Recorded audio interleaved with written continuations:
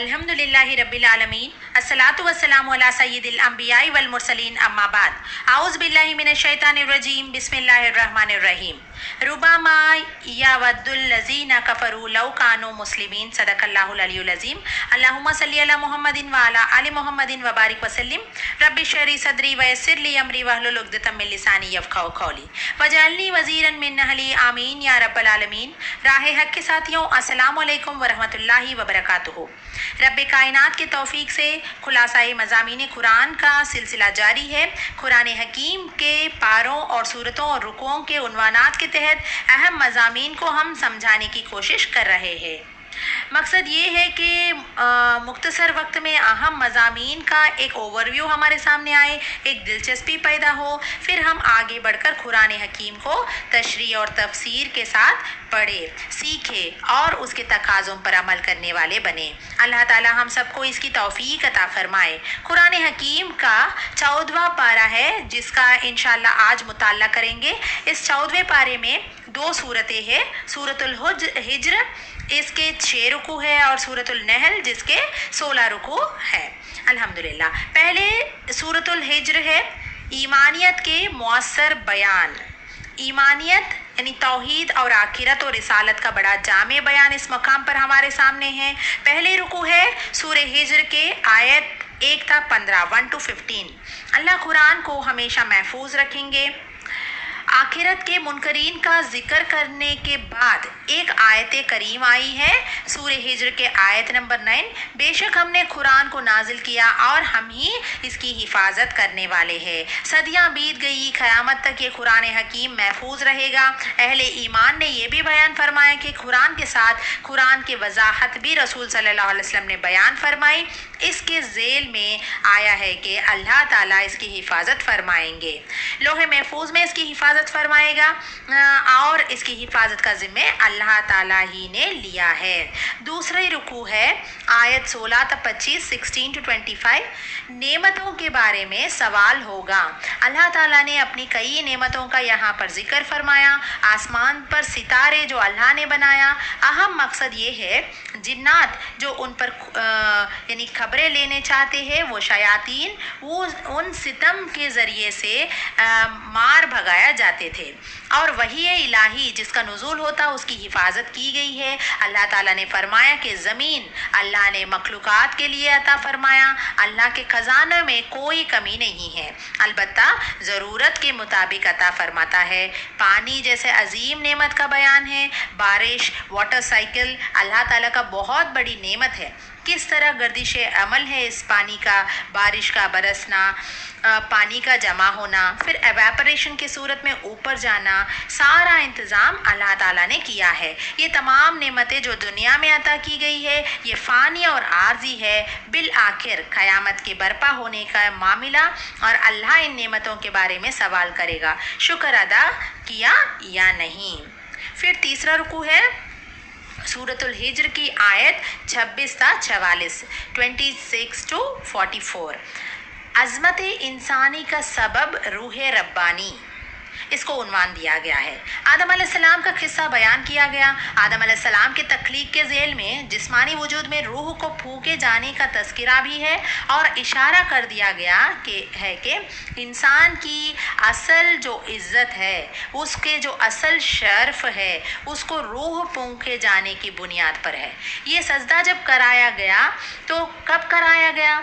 जब रूह डाल दी गई। आदम अलैहिस्सलाम को फरिश्तों से सजदा करवाया गया। ये रूह इंसान की अज़मत है। इस रूह के बुनियाद अलबत्ता जो रूह को फरामोश करके हैवानियत के तकाज़ों पर अमल दरामद करे और महज हैवान बनकर ज़िंदगी बसर करे तो वो ज़िल्लत और रुसवाई का मुस्तहिक होंगे। जो रूह के तकाज़ों पर अमल दरामद करे उन्हीं के लिए असल इज़्ज़त और आखिरत में अजर व सवाब भी है बताया गया।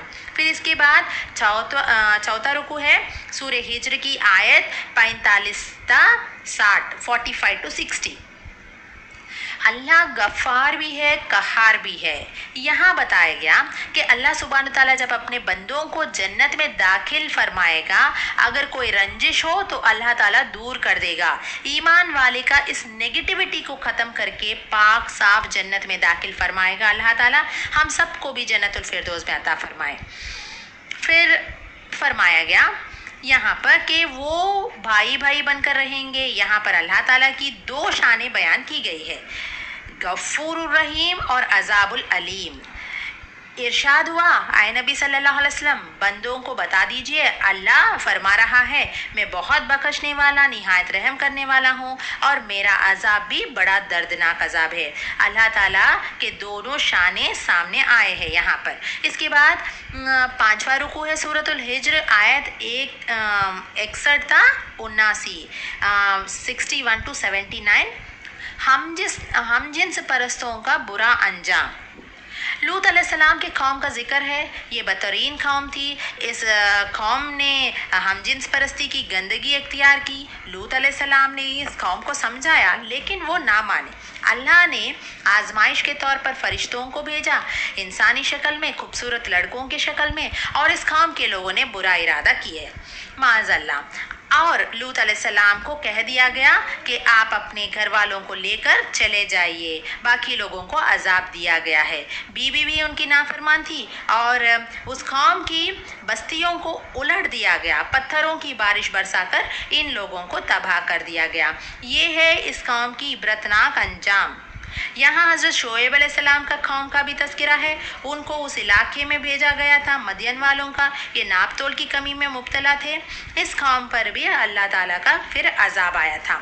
रुकू नंबर 6 है, आखिरी रुकू है सूरह हिज्र का, आयत 80 था 99 80 to 99। अल्लाह सुब्हान ताला का अपने हबीब सल्लल्लाहु अलैहि वसल्लम से खुसूसी खिताब। हुजूर सल्लल्लाहु अलैहि वसल्लम का दिलजोई करते हुए अल्लाह सुब्हान ताला ने फरमाया है कि मुशरिकीन की साजिशों और शरारतों पर आप गमगीन ना हो। अल्लाह ताला ने नबी पाक सल्लल्लाहु अलैहि वसल्लम की तसल्ली के लिए मज़ीद ये जिक्र फरमाया कि हमने तो आपको बार बार दोहराए जाने वाले 7 आयत अता फरमाई है। वलखद आतैनका सबाउल मसानी मिन कुरानिल अजीम, हमने कुरान अजीम अता फरमाया। सूरतुल फातिहा के तरफ इशारा है। इधर तिरमिज़ी की हदीस है। ये बार बार दोहराए जाने वाले 7 आयत सूरतुल फातिहा के हैं, जो कुरान के आगाज़ में है, जो हिदायत का सर चश्मा कहा गया है और हिदायत का बहुत बड़ा बयान इसको कहा गया। कुरान की तिलावत से कल भी सुकून हासिल कीजिए बताया गया यहाँ पर। साथ ही शफ़क़त और नरमी कीजिए। इनफिरादी तबलीग से आगे बढ़कर ऐलानिया तबलीग कीजिए बोल के अल्लाह के रसूल सल्लल्लाहु अलैहि वसल्लम से फरमाया जा रहा है। अलल ऐलान तबलीग का हुक्म अल्लाह की तरफ से आया है। ये वही के आगाज़ के बाद का 3रा साल था। बताया गया कि मुशरिकीन की परवाह ना कीजिए, अल्लाह ताला इनसे निमटेगा और ज़िंदगी की आखिरी सांस तक अल्लाह सुब्हान ताला का इबादत का हुक्म अता किया गया है। इसके बाद सूरतुन नहल का आगाज़ होता है। नहल यानी शहद की मक्खी को कहा जाता है। तवील सूरत है। अल्लाह ताला के नेमतों और कुदरतों का जामे बयान है। यहाँ पर बहुत खूबसूरत तज़किरा है। ज़ाहिरी नेमतों का, बातिनी नेमतों का जिक्र है। मादी नेमतों का बयान और रूहानी नेमतों का बयान भी इस सूरत में बड़ी जामियत के साथ आया है। पहला रुकू है सूरतुन नहल, आयत 1 था 9 1 to 9। अल्लाह की शुक्रगुजारी ही सीधा रास्ता है बताया गया। यहाँ बताया गया है कि अल्लाह ताला ने कायनात बनाई है इंसानों के इस्तिफादा के लिए, तो इंसान को भी चाहिए कि अल्लाह सुब्हान ताला का शुक्र अदा करे और अल्लाह का अजीम नेमत कुरान को जो अता फरमाए हैं अल्लाह ताला, उससे भी फ़ायदा उठाइए। बताया गया है कि जानवरों को अल्लाह ताला ने पैदा फरमाया, तरह तरह के फ़ायदे तुम उनसे हासिल करते हो, गोश्त भी इस्तेमाल करते हो, दूध भी इस्तेमाल करते हो और सवारी भी करते। बहुत सारे फ़ायदे जानवरों के ताल्लुक से बयान किए गए। फिर बताया गया कि अल्लाह ताला की शुक्रगुजारी का रास्ता ही सीधा रास्ता है। ये सारी नेमतें अल्लाह ही ने अता किया है, तो खैर के अज़मतों का एतराफ़ करो, उसके नेमतों का शुक्र अदा करो, शुक्रगुजार बनो बोल के बताया गया। फिर दूसरा रुकू है सूरतुन नहल, आयत 10 था 21 10 to 21। अल्लाह ताला की नेमतों का शुमार नामुमकिन है बताया गया। यानी बहुत सारी सारी नेमतों का जिक्र इस रुकू में आया। अल्लाह ताला ने आसमान से बारिश बरसाई, उसने तरह तरह की नबातात उगाई, रात दिन सूरज चांद अल्लाह ने इंसानों की खिदमत में लगा दिया। रंग बरंग मखलूक़ात से कायनात को अल्लाह ताला ने हुस्न बख्शा है और इंसान के ज़ौक़े बसारत के लिए सामान अता की है। समंदर, मछली, कश्तियाँ जो तिजारत का ज़रिया है, सी रूट अता किए हैं। पहाड़ों के ज़रिए से ज़मीन को तवाज़ुन बख्शा गया है। आसमान पर सितारे बनाए गए जिससे लोग अपने रास्तों को तलाश कर लेते हैं। और अल्लाह सुब्हान ताला ने कुदरती एतबार से पहाड़, मैदान ये अलामत मुकर्रर फरमा दी। आगे फरमाया गया कि और अगर तुम अल्लाह ताला की नेमतों को शुमार करना चाहोगे तो शुमार नहीं कर सकते। फिर बताया गया कि इंसानों की नाशुक्री देखो, जो हस्तियां मर चुके उनकी पूछते हैं, अल्लाह का शरीक ठहराते हैं। कितना बड़ा जुल्म है जो कि बंदे कर रहे हैं, फरमाया गया।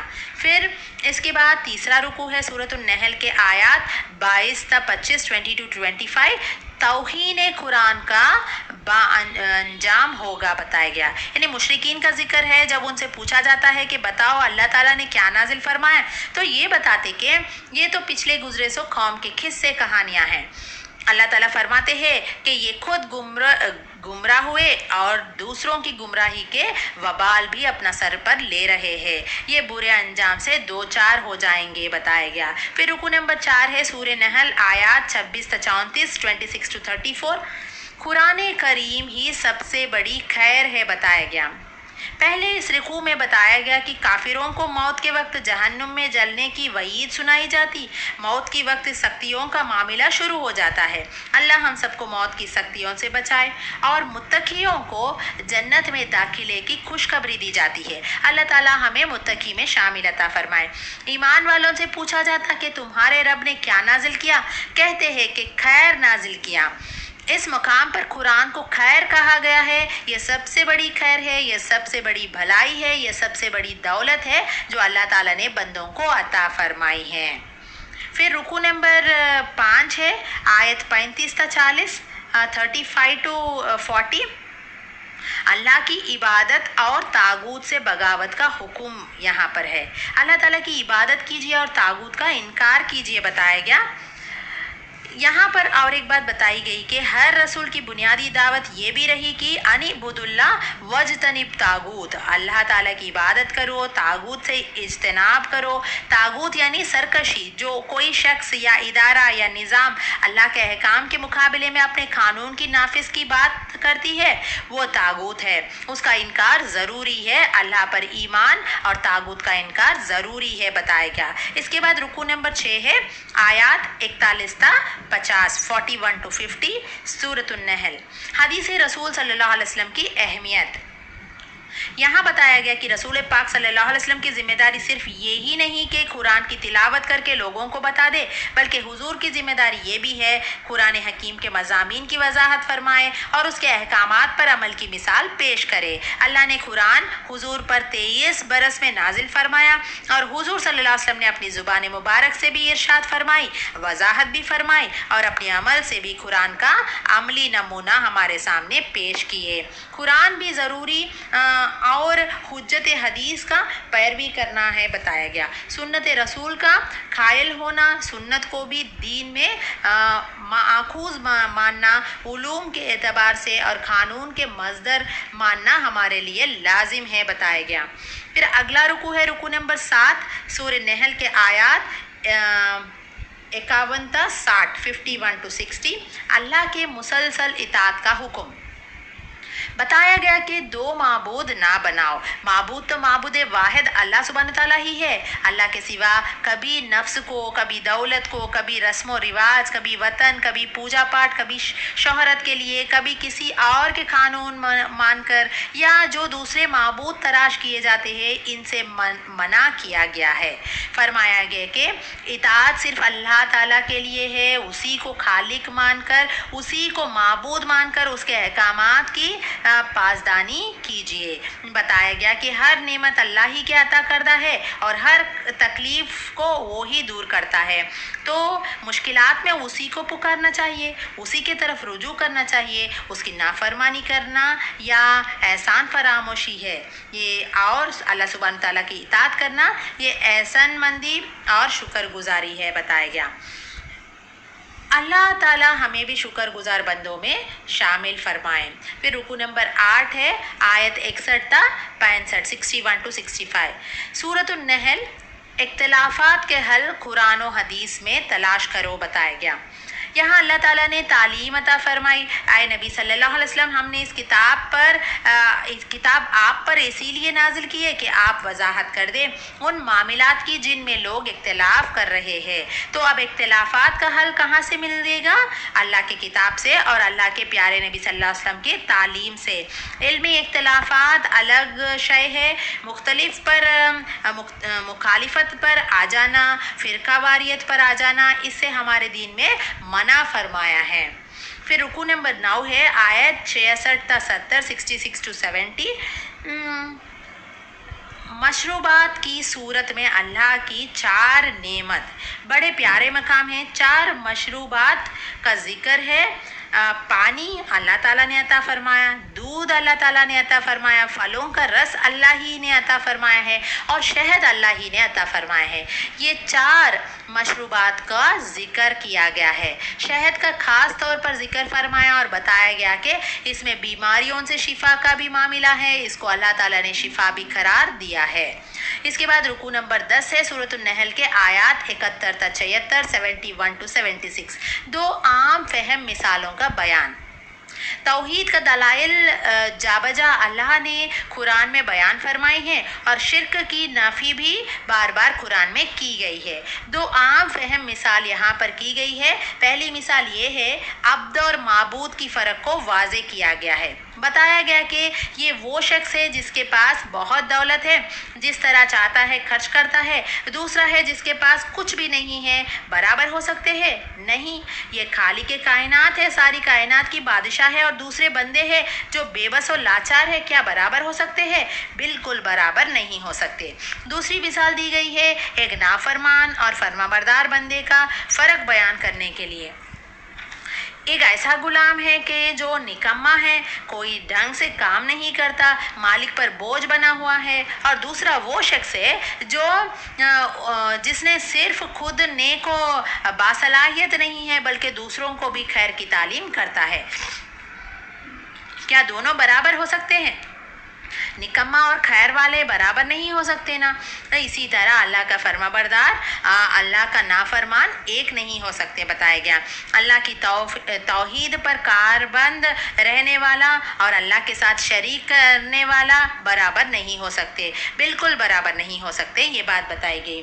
پھر رکو نمبر 11 ہے سورۃ النحل کے 77 تا 83، آیت نمبر 77 to 83۔ اللہ کی نعمتیں ہی نعمتیں، بہت ساری نعمتوں کا پھر سے بیان آیا ہے۔ ذکر ہے کہ اللہ تعالیٰ نے ہمیں حصول علم کے لیے سماعت عطا فرمائی ہے، بصارت عطا فرمائی ہے، عقل فہم عطا فرمائی ہے، اس طرح سکون کے لیے گھر جیسی نعمت عطا فرمائی ہے، جانوروں سے فوائد حاصل کرتے ہیں، ٹھنڈی چھاؤں جیسی نعمت عطا فرمائی ہے، پہاڑوں میں غار بنانے کی صلاحیت عطا فرمائی ہے، موسم سے حفاظت اور جنگ میں حفاظت فرمانے والے لباس بنانے کی صلاحیت عطا فرمائی ہے۔ اللہ تعالیٰ نے نعمتیں بے شمار عطا فرما دی۔ البتہ سب سے بڑی نعمت ہدایت کی نعمت ہے۔ وہ ہدایت کی نعمت اگر ہو تو سب نعمتیں ہیں، اور ہدایت کی نعمت نہ ہو تو دولت انسان کو قارون بنا دیتی ہے، اور اقتدار انسان کو فرعون بنا دے گا۔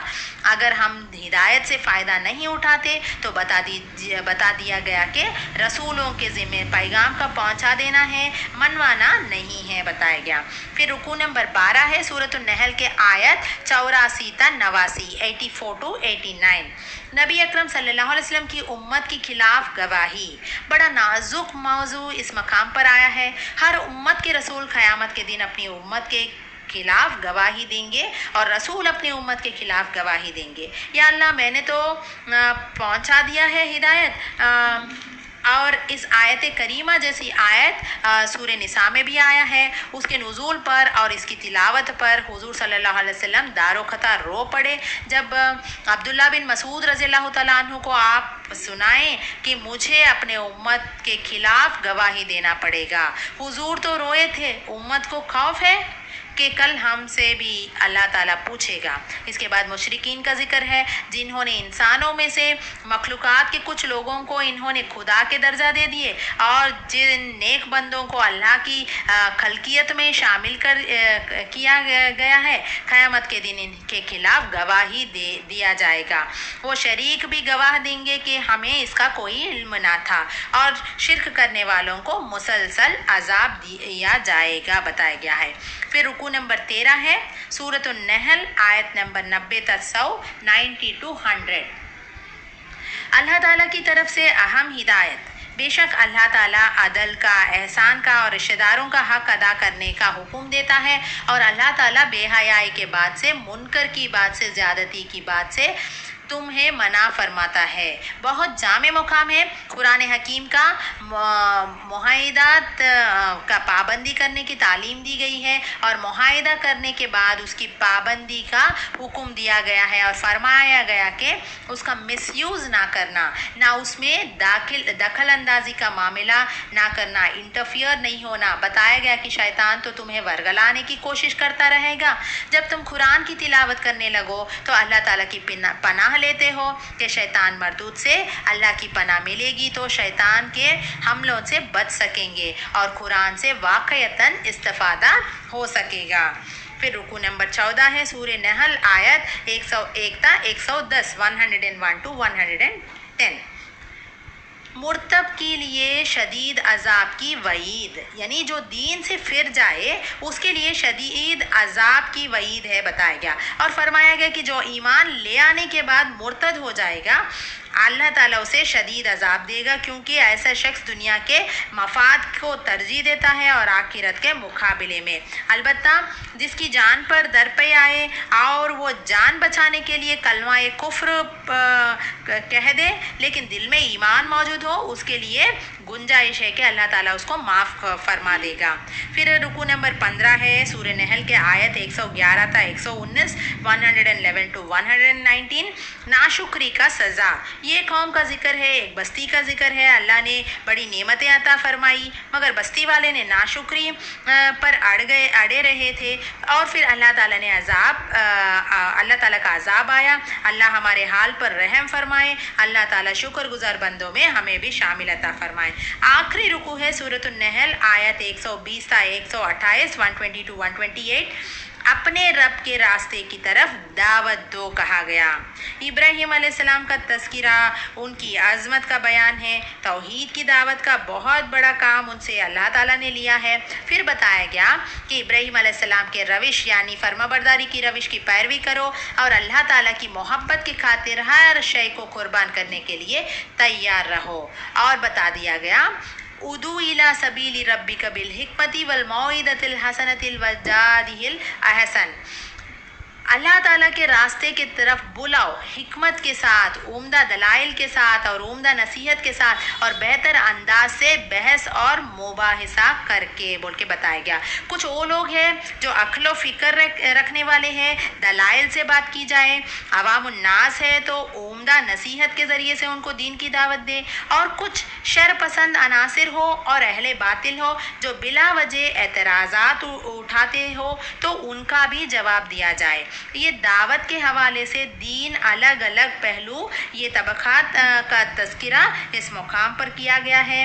آخر میں یہ ذکر ہے کہ یعنی مخالفین کی ایذا پر صبر کیا جائے۔ بشارت دی گئی ہے کہ اللہ تعالیٰ کی رحمت ان کے ساتھ ہے جو تقوی کی روش اختیار کرتے ہیں اور نیک عمل کرتے ہیں۔